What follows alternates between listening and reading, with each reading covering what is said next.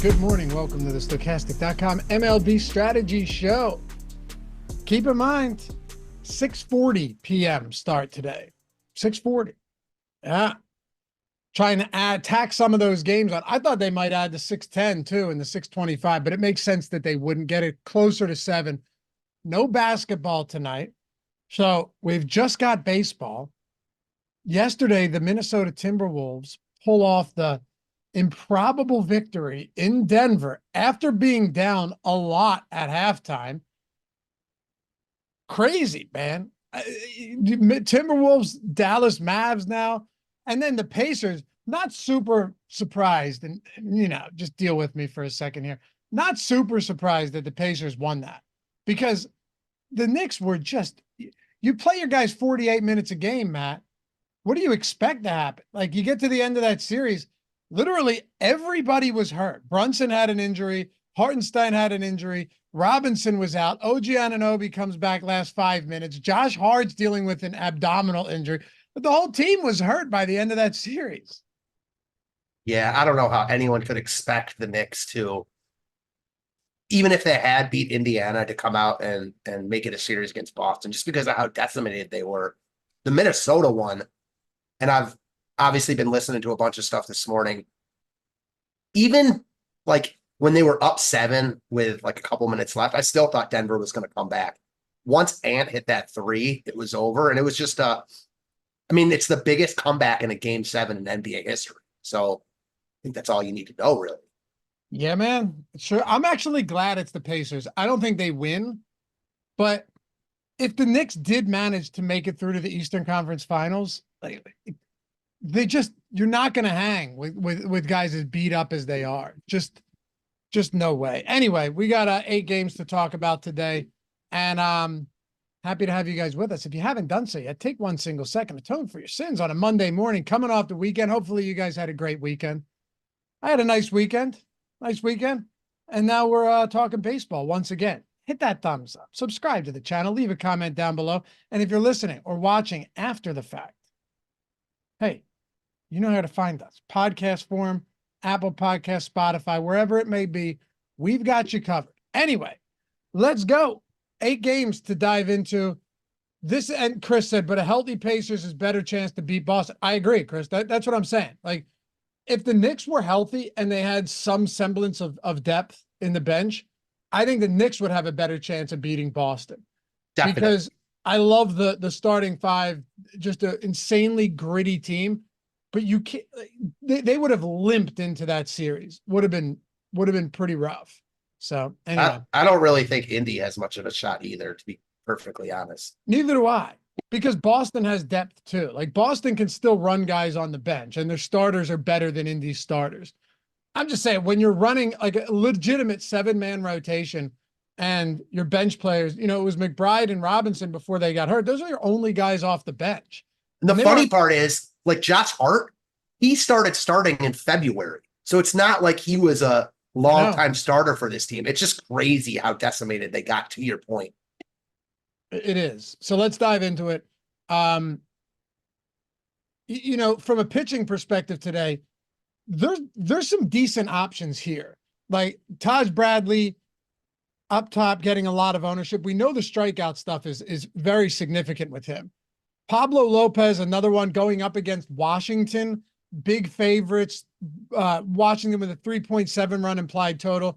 And then you have Valdez against an Angels team that just really, they're pretty lifeless most of the time. I think you can make an argument for a decent amount of arms. Now, there are 8 pitchers getting north of 10% ownership.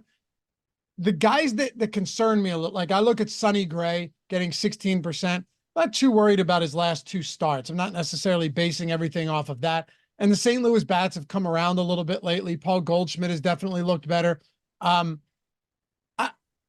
still don't love that against Baltimore. The one spot that stands out to me, and I know that he doesn't have elite strikeout stuff, only 20%.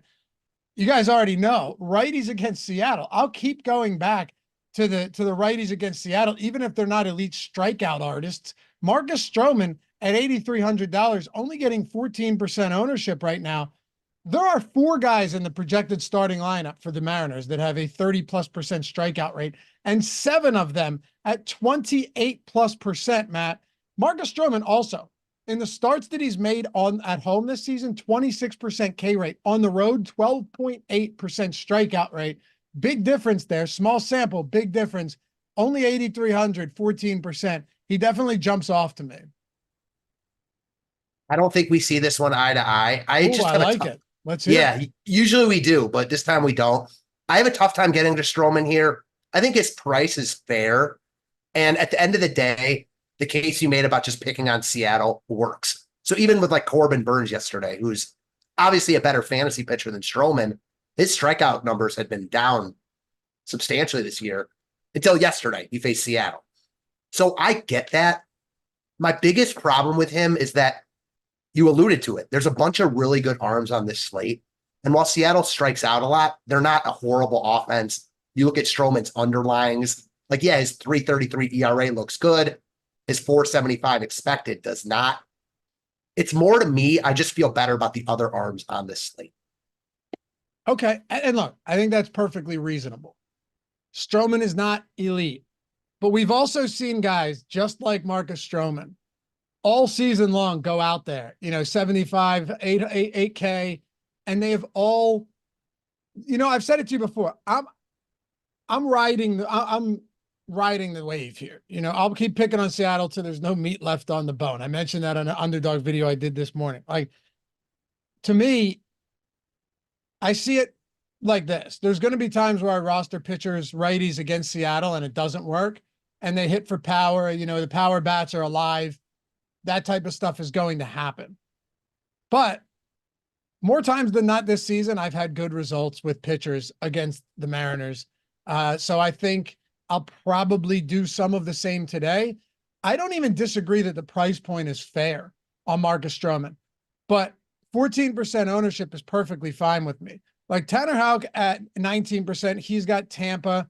And Mike, do me a favor. Can you share our screen? You look like you're in an earthquake, and it's out of the corner of my eye. It's really messing me up. Appreciate it. Framber Valdez, solid 8,800 against LA. Like, there are definite options up top. Like Yamamoto to me at 10.5 against an Arizona team that they've struggled more against righties, but they're not a high K team. I'm probably not paying the premium on him, at least not a lot of it. Where do you look towards? If you like guys above Stroman, who are your primary options above him? So first off, I think you're totally reasonable in your Stroman take. Like, I don't like him as much.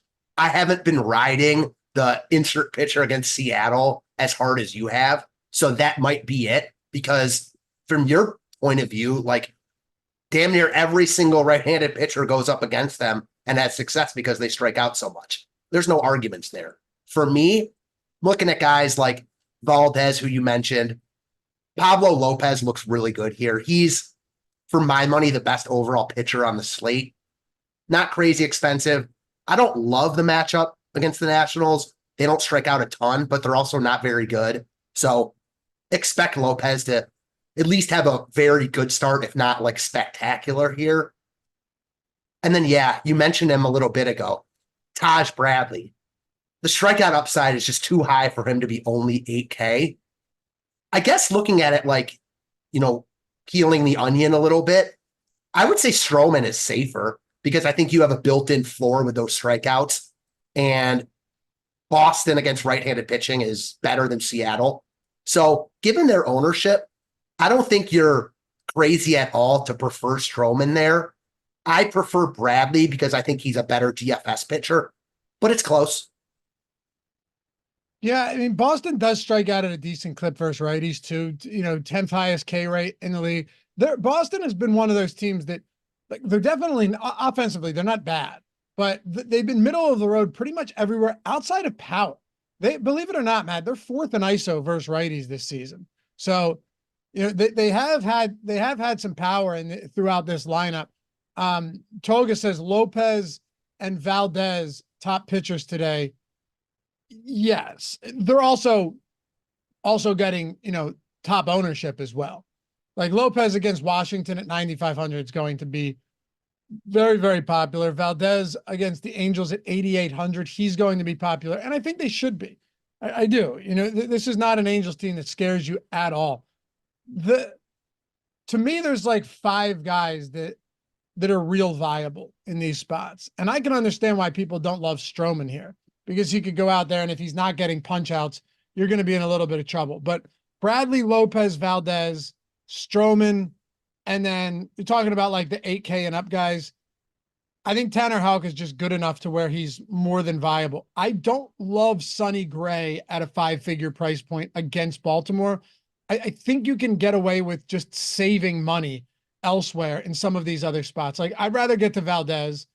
I'd rather pay down $500 for Pablo Lopez. You know, even Marcus Stroman at 8,300. Bradley, as you mentioned, with the upside from a strikeout perspective at 8K, he's probably too cheap as well. The price point on Sonny Gray and Yamamoto, just I'm not getting to a lot of that right now. Yeah, that makes sense. And as far as Sonny Gray goes, I would play Yamamoto before Gray. Just a brutal matchup for Sonny Gray, who's, again, I don't care about his last 2 starts, but he's not in his best form right now. And this Baltimore team just pounds right-handed pitching. So he's good enough where you could make the case for him just because of that. But I'm with you here. Him and Yamamoto, just a little bit too expensive for, you know, the guys that are around them. Like Lopez is $1,000 cheaper than Yamamoto.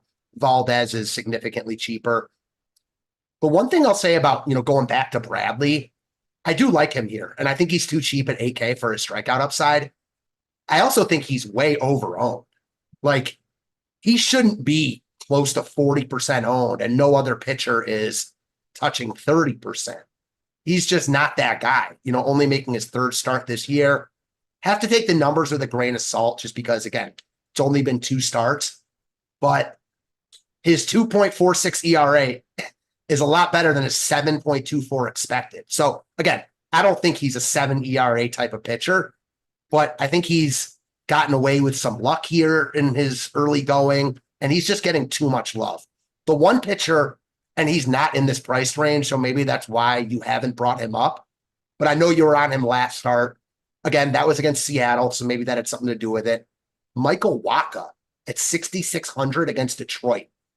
I don't understand why he's under 10% owned.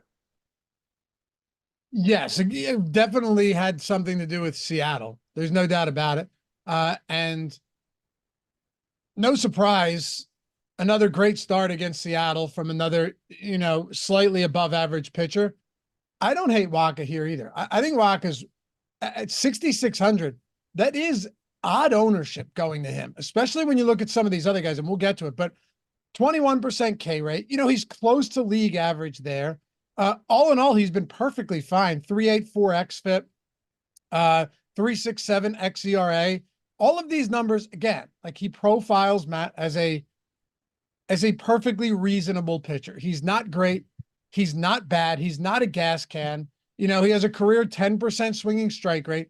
You generally know what you're going to get from Michael Wacha. And it's like 4 to 6 strikeouts, hopefully 6 innings, and a couple earned runs. And going up against Detroit today, I think there is actually something to be said about how low owned he is. Because this is, look, you know, Detroit, remember they started the season like 6-0, and it was like, oh man. Well, now they have the 6th highest K rate in the league. They have a sub 100 WRC plus versus righties, which is, you know, bottom half at 16th. So they're fine. They've basically been an average baseball team across the board from a hitting perspective against right-handed pitching. So yeah, if Michael Wacha really is going to be getting, what's he pulling right now? Yeah, 9.8%. I have no issues with it. I also don't hate Joe Ross at 5,800 against Miami. Yeah, I was going to mention him too. You got to at least look at him just because of the price point. You know, last start was against Pittsburgh, and I was on the other side. Ross was, I think it was against Pittsburgh. I can't really remember. It was, yep. Ross was very, very good. Had a decent amount of Ks, got the win. I don't think he's a great pitcher, but he's in another really good spot, and he's priced like a guy that's not a real starter. And while he's not great, like, he's a capable starting pitcher who is stretched out and can go deep into games if he's pitching well. I feel the same about Ryan Weathers, to be completely honest. I think Ross is safer and in the better matchup You get the same ballpark. And Weathers is also a fully capable, stretched out starter who's 5,500. I don't hate it. Weathers, didn't he carry a perfect game into the 6th last time out? Yeah, I think it was in a tough matchup too. It was against Detroit. Oh, okay. So not that tough. But against the Dodgers, he was serviceable. Not a good fantasy score, but serviceable. He's been okay. Yeah, he's been all right. I mean, Milwaukee, it's hard to say much about Milwaukee when it comes to facing lefties too, because Milwaukee just hasn't faced a lot of left-handed pitching, right? Like they still have less than 300 plate appearances against them this season. 295. They're striking out at a top 5 clip. They've been fine against them, 174 ISO. You just haven't seen a ton of play. Now, but for what it's worth, looking at that lineup, they should be pretty good against lefties. They should still strike out a decent amount, but they should still be okay against lefties. So, I don't look at this as like, Contreras and is Hoskins hurt? He's hurt. Yeah. Yeah. Hoskins is hurt. So that helps a little bit. You remove that platoon advantage with Rhys Hoskins. That definitely helps, but they've got some decent bats from the right side. I like Ross a little bit more, but I actually don't think you're crazy to look at some of these cheaper options down here at all today. The Brewers are minus 135 in the money line, 8-run total in this game. It's a park that suppresses home runs. I don't hate it. Now, I will say, looking at my exposures right now, most of it is going to Lopez, Bradley, Valdez, and Stroman. That can change throughout the day for sure. And this is without me making any tweaks to the Sims, just kind of factory settings, unadulterated Sims run. I'm getting a lot of Lopez, Bradley, Valdez, and Stroman on DraftKings, a 2-pitcher site. But then my next 2 highest owned pitchers at 11 and 10% respectively are Joe Ross and Ryan Weathers. So when I'm getting to the cheap options, it's Ross, Weathers, and Wacha. Not a ton of any of them, but those are the 3 I'm getting to, and I have no problem with that at all. Yeah, same. The other thing about Weathers, and I'm with you, I prefer Ross just because higher win equity. He's been the better fantasy pitcher. They're close to the same price. But the one notch in Weathers' belt here is that Milwaukee's the highest on offense on the board, at least projected to be. So I don't go out of my way to play pitchers against the most popular offense because usually those guys aren't very good plays. But when you have 2 guys that are close, one of the offenses is chalky, the other's not, I think you could kind of use that to push towards Weathers' way. So Sean V just said, Rhys Olsen has yet to allow a homer in 47 innings this season. Yeah, that's awesome for what it's worth. He's another sub 7K guy that's been pretty good. Also, when it comes, the one thing about Rhys Olsen and certain pitchers like this that I can appreciate is, outside of, I think 1 or 2 starts, he has been able to pitch pretty efficiently and pretty deep into games. It's not a great match. I feel like I'm saying this on all of them. It's not a great matchup. It's not a bad matchup. Just a lot of these kind of beatable matchups, right? That's kind of the way all of this feels like to me. The difference with Kansas City, though, is this is not a team that strikes out at an elevated clip either. But Olsen, yeah, what's his ownership right now? 14%. The only reason I didn't, or no, 6%, excuse me. Yeah. I was looking at Ross. The only reason I didn't bring up Olsen is because I like Wacha slightly more at basically the same price. And the other 2 guys we're talking about, right, Ross and Weathers, are significantly cheaper. I don't think Olsen is a bad play. I just think he's a little bit of a different type of play than the guys we're talking about. Yeah, and several of them not getting ownership anyway. But he's in the conversation today. He has to be, right? Oh yeah. 2.56 FIP, 3.32 expected ERA. I mean, granted, he's been better than he is, but still 72% strand rate. His BABIP's 246. So you're going to see he's not going to allow home runs this season ever. It's not that's sustainable, but all in all, he's been pretty good. 22% strikeout rate. You saw him just pitch 8 innings deep against that Miami team, 6 against Cleveland, 7 against Kansas City. Last time he faced them in late April. His second best start of the season came against this Kansas City team, went 7 innings, 1 run, and 8 Ks. So I think he's in the mix. which is really funny because now we're talking about an 8-game slate where, sure, you're probably not playing much Mitchell Parker or Slade Ciccone as the probable long reliever here. Probably not getting to much Detmers, who has been very bad lately. Also unlucky if you dig into that. But against Houston with the lowest K rate in baseball and facing a lefty with all those righty bats. And then, of course, 2 lefties that can already smack lefties. I'm good. And I don't love Logan Gilbert against New York. But there's a lot of, like, I think I could even make a viable, I think I could make a relatively convincing argument for Dean Kramer at 7% too. The only difference there is that Kramer's 7,700, whereas Joe Ross is 5,800. So Stroman is not much more expensive at 8,300 in a phenomenal strikeout spot. Taj Bradley's 8K, Waka's 6,600, Olsen 69, Weathers is 55, which leaves you with a guy in Kramer who on another slate might look better, but to me, it kind of feels like no man's land at his price point. I want to like Kramer here. I used Nick Pivetta yesterday, who was awesome in this exact same spot. He's obviously have a little bit better strikeout pitcher than Kramer. Kramer probably gives up a little less damage, but I hate to sound like a broken record here, but I can't do Kramer because of his underlyings. Like, these are some really, really drastic differences here. He's been good this year, but all his underlines call for big time negative regression. Again, that might not happen tonight. I'm not looking to play St. Louis against him, really. I still think he's a pretty good pitcher. Just not sure I want to use him over guys like Tanner Houck, the guys up top we talked about. I don't think it's a bad play, just not one that I'm going to get to. I like Stroman more. Which underlying numbers are we referring to?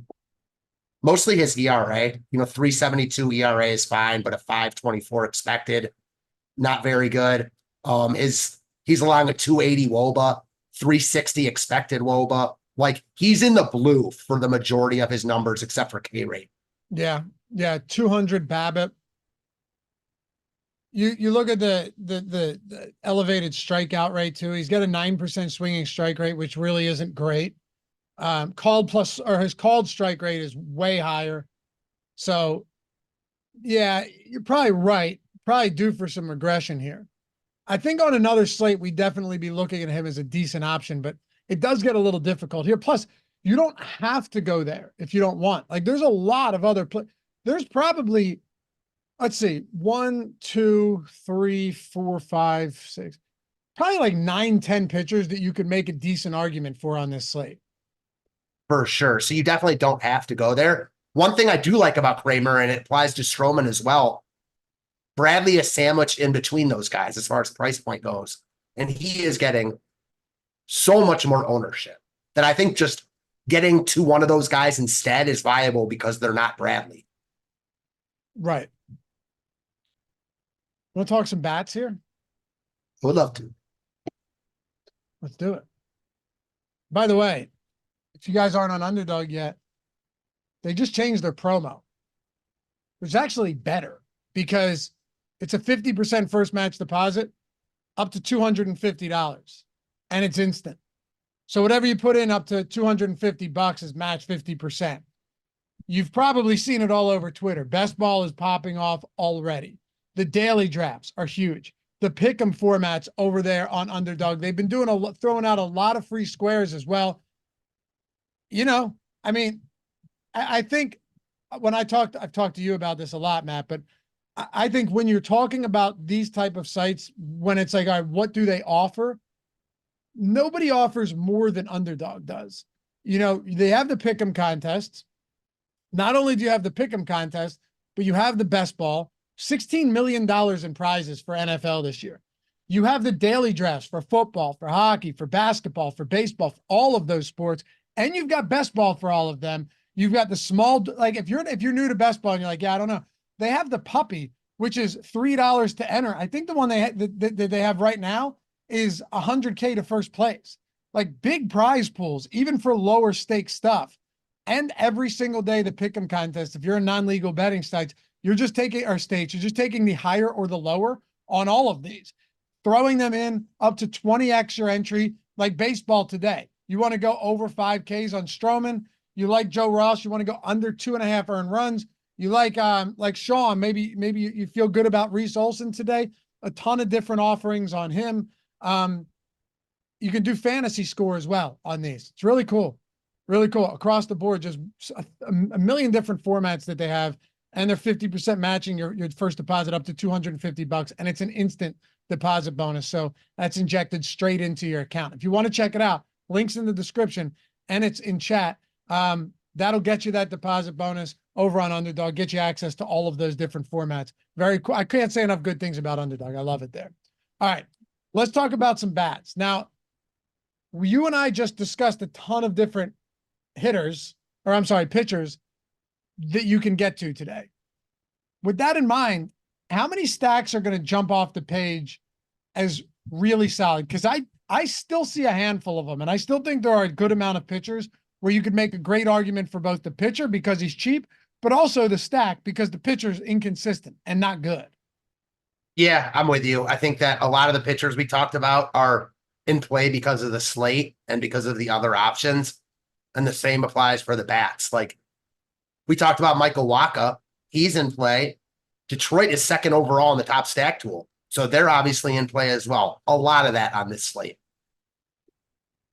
The Dodgers have the highest top stack probability at 10.5%. Looking at our top stacks tool right now. Mike, pull up the Sims as well. I want to see stack exposures on the Sims. My guess is that it's not going to be a lot of Dodgers. Like, what am I getting right now? 4% three-man exposure, 1% four-man, 4% three-man. You know, my favorite 150 lineups, go to exposures and then toggle on stack exposures. I'm not getting a lot of Dodgers, and this seems to be the case all the time, Matt. Like, even when they profile well as far as top stack probability, the stack score doesn't look great, and they still get decent ownership, even though they're very expensive. Yeah, especially the top guys. Like they're coming in quote unquote under-owned because the bottom of their lineup won't get a ton of love, but the Otanis of the world will. And although Ciccone is one of the pitchers we did not talk about, and I have no interest in him against this Dodgers team, he's actually been pretty good. And he's a guy whose underlyings are a lot better than his actual numbers. Makes me, again, I don't think the Dodgers are a bad play at all. And I think they're right up there as one of the top stacks on the board. But knowing they're going to get ownership, knowing there are other good spots to discuss, maybe this is a day to back off the Dodgers a little bit. That being said, they always have the highest upside of any team on any slate because of how good they are. Yeah, there's no denying that. And you know what? If you want to stack the Dodgers, it's doable. I bet if I were to look at my lineups right now and just sort, let me sort by or filter by Dodger stacks. I bet you that when I talk about those cheap pitchers we were referring to, we're going to have a decent. Okay, so yeah, so it's mostly, I'm looking at like three-man Dodger stacks here, where it's Stroman, Taj Bradley, Pablo Lopez, Ryan Weathers, Matt. Here's a five-man Dodger stack, Taj Bradley, Ryan Weathers. It's not crazy. Taj Bradley, Ryan Weathers again. Let me see if okay, here's a four-man Dodger stack, Bradley, Weathers. So that's pretty much what you're going to be kind of funneled to, right? If you're going to these five-man, here's a five-man Dodgers with Pablo Lopez and Ryan Weathers, with Freeman, Ohtani, and Mookie, Will Smith, and Kike Hernandez. So it is doable. It's actually easier today than I think it would be with other slates, given how many cheap pitching options you have if you're looking to get to the Dodgers.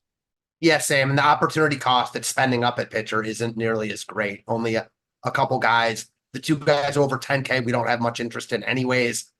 Pablo Lopez, I'm sure you can make it work with him anyways. So yeah, like pretty much every day they're not facing a stud starting pitcher, the Dodgers are going to be the top stack on the board.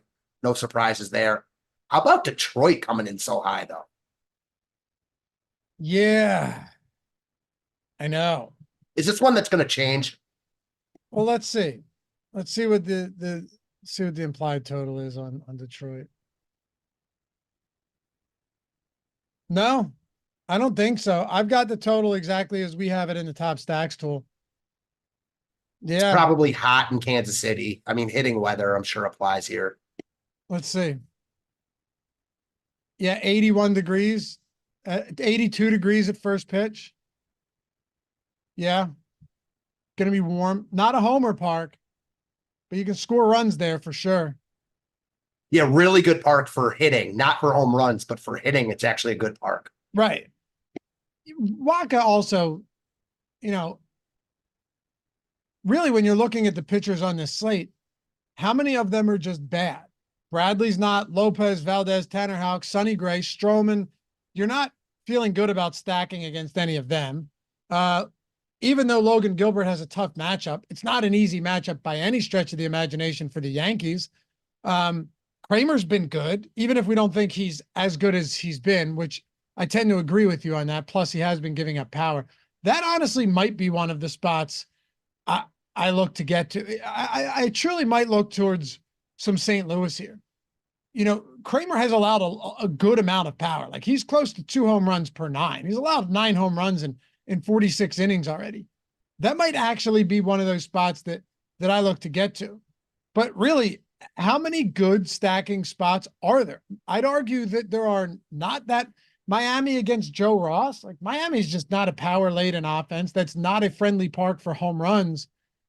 I'm looking at like 10, 11 pitchers that I really don't have much interest in stacking against at all. I'm not saying I won't, but I don't love them. Same. I think that this is definitely a slate with a lot of murky options everywhere. Pitchers that you don't feel great about, but they probably look a little bit better than the stacks against them. I'm with you on St. Louis.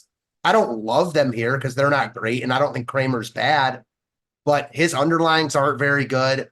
St. Louis got dominated by Pivetta yesterday, but then got to the Boston bullpen a little bit, so nice to see that. Yeah, like a lot of these spots look like Detroit versus Michael Wacha, and as much as we talked about Wacha being in play when we went over the pitchers, you're right. Like, how many worse pitchers are there on this slate that you want to stack against? Not many. And that's not even saying Wacha's bad.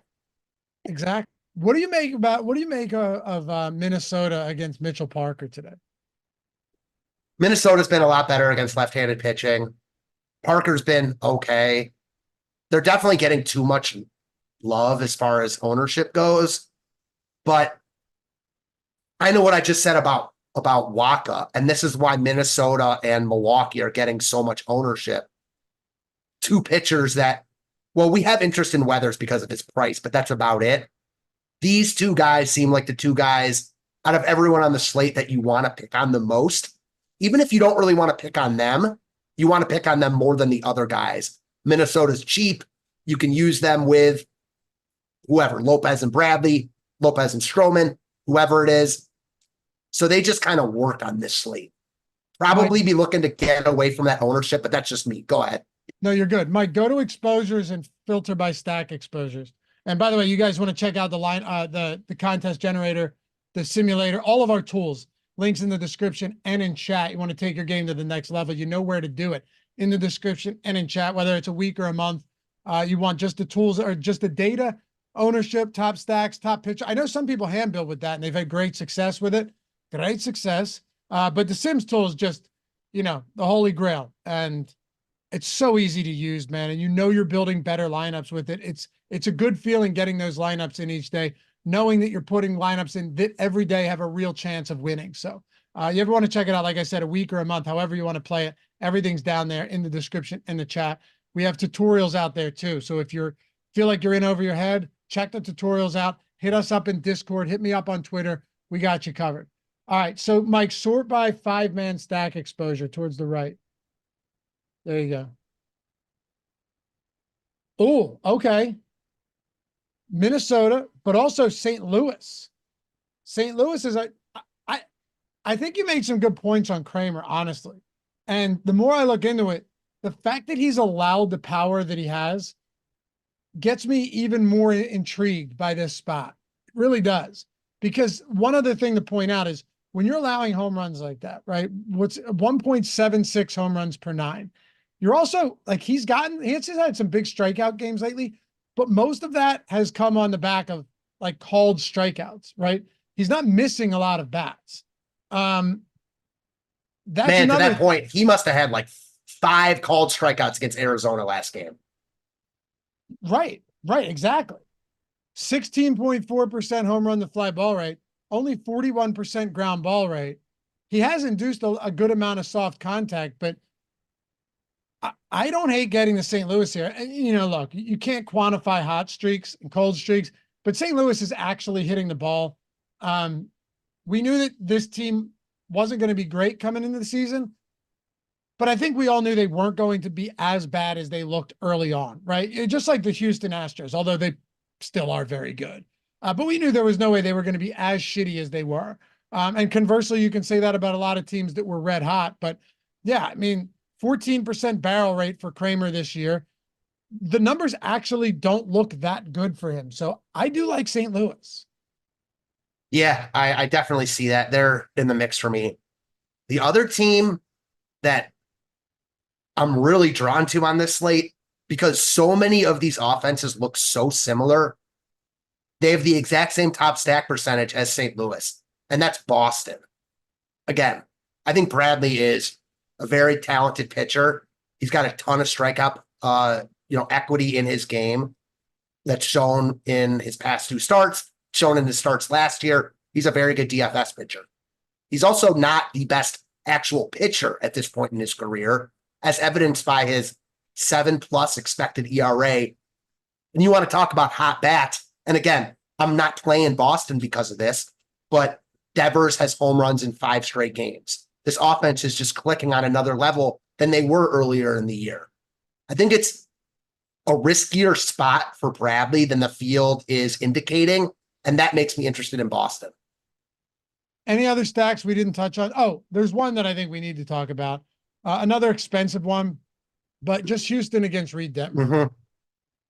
I do, like, if you want to talk about underlying numbers, I think Reed Detmers has been relatively unlucky. I do. But during the same time, he has allowed power and homers. And he's coughed up multiple home runs and 2+ home runs in 3 of 5 starts. It's been a really tough month for Reed Detmers. I don't know how much easier it's going to get for him tonight. He's faced Baltimore, Minnesota, Cleveland, Kansas City, and St. Louis. Now you're going up against Houston. They've got a 5.2-run implied total.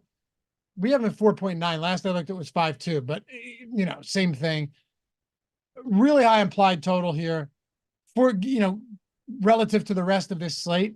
And Reed Detmers is giving up power right now. Like, that's the biggest thing. So yeah, I think Houston is definitely one of those spots that you can't just turn your head away from Houston. You have to be looking at Houston bats today.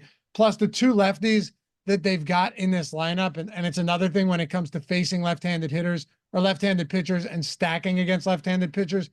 The 2 lefties that you're going to see as mainstays in this lineup, they hit lefties as good as anyone in the league.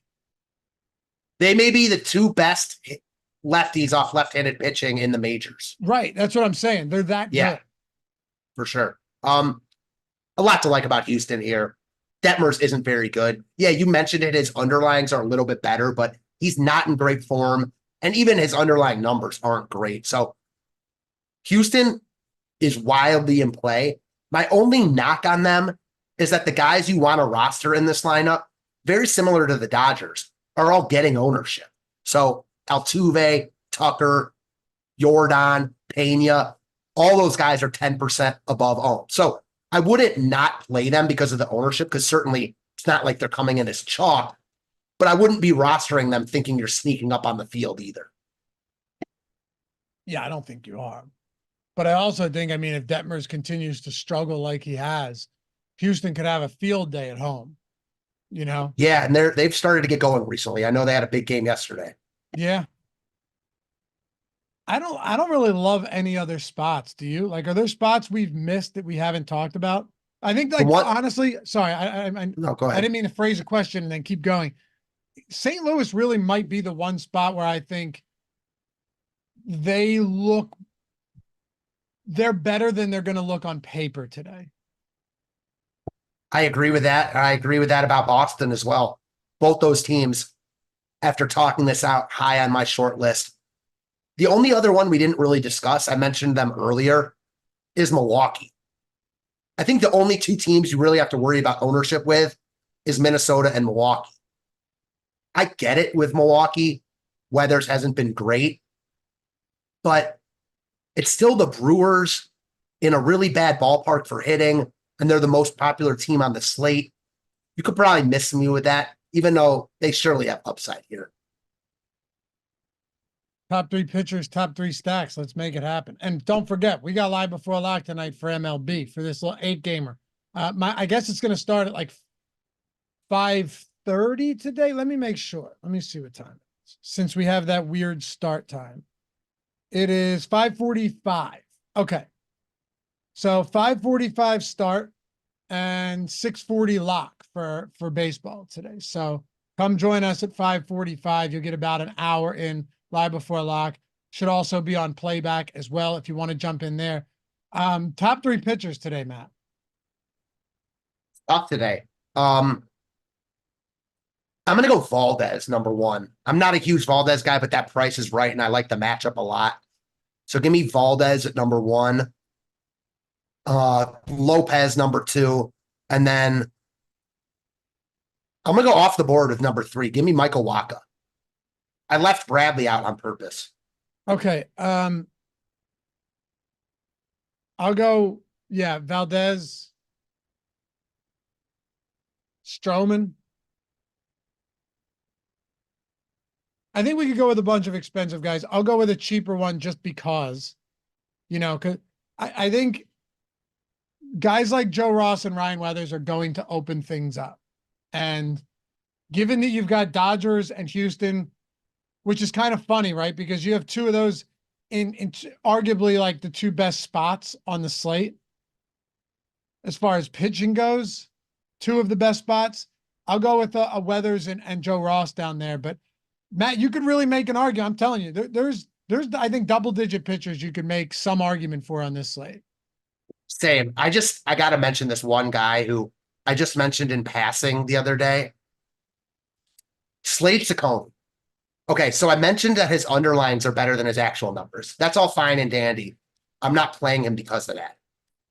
I didn't even realize that he's being brought in long relief here. So Joe Mantiply is opening. We just saw this with Nick Martinez for the Reds. They used, I think, Brett Suter to come in. So Martinez didn't have to face the top of that Dodgers lineup in the first inning. That is a huge, huge boost for a guy like Ciccone. And he's cheap enough where that puts him in play for me. If they're just using Mantiply as an opener to get through Ohtani, Betts, and Freeman, and then Ciccone comes in after that, that's interesting to me. In what sense? In the sense that I think he's playable. I wrote up Nick Martinez the other day, who's a similar pitcher to Ciccone. Martinez went 5 innings, allowed 1 hit. Sometimes you see that. It allows these guys to settle in more. They don't have to worry about the big bats in the lineup. He's 5,100. He's a better pitcher right now than Ryan Weathers, similar to Joe Ross. I think he belongs in that mix now. Even against the Dodgers. Yep. Okay. You heard it here first, friends. If Ciccone goes out there and has himself a day, it's 11:45 Eastern. Matt Belman went back, retraced the steps, gave us yet another pitching option that's viable today. Top 3 stacks. I'll go first on this one. I really do think it's Dodgers and Houston up top, but I won't, I'll spare you the obvious. I'll go with one of them in Houston against Detmers. And then I'm gonna lean tools here. I'm gonna lean on the top stacks tool. I'm gonna lean on what the Sims are giving me right now. That could change later in the day. Detroit against Wacha. They do still, in fact, have one of the highest totals on this slate. They're a good value stack, which will allow you to get to some of those more expensive pitchers. And give me St. Louis against Dean Kramer. Maybe Kramer comes out there and keeps mowing opponents down, keeps getting, like you said, 5-6 called strikeouts a game. If that's the case, then maybe we'll pick on him next time. But I like St. Louis here at, middle of the road ownership around 7%, solid value. Give me St. Louis as my number 3 and off the board stack today. I like all of them. I'm going to agree with you on Houston. I think they're the overall top stack on the board. Then I'm gonna go with Boston. I also like St. Louis, but the leverage Boston is providing is just too real for me. My last one, didn't mention them at all, but talked about them a little bit with Stroman. Seattle. I see both sides of this. They strike out a ton. Stroman certainly has upside. He's not a guy that strikes out a lot of batters, though. So if Seattle can put bat on ball, I think they have real upside here. All right. This should be fun to see how it plays out when you and I reconvene tomorrow. Mm-hmm. Stroman's been giving up more pop lately than he used to. You know, some of that you would think probably has to do with the fact that he's pitching at Yankee Stadium. Let's see. Have his home runs been, let me just see real quick before we go. Yeah. Okay. So he's allowed what? 7 home runs on the year. 1, 2, 3, 4, 5 of them have come at home. I'm not shocked by that at all. At all. But anyway, that's besides the point. Appreciate you guys hanging out. Again, no basketball today. It'll be back tomorrow. I think you got Boston and Indiana tomorrow, followed by Mavs, Timberwolves. Should be fun series for sure. And we got Live Before Lock coming up tonight. Appreciate you guys hanging out. As always, you're looking for anything, like I've said, in the description and in chat. Ken, no thoughts on the early slate. I haven't looked at the I would have done early slate analysis for you guys, but it's only 2 games, right? I know there's some decent prize pools, but it's only 2 games today. All of our tools have early slate content. So like if you're looking for ownership and pitchers and stacks and the sims, all of that has ownership. Or not ownership. All of that has the early slate. So there's that. But no, I don't know, Matt. Have you looked at anything for the early slate? That I just haven't touched on that yet.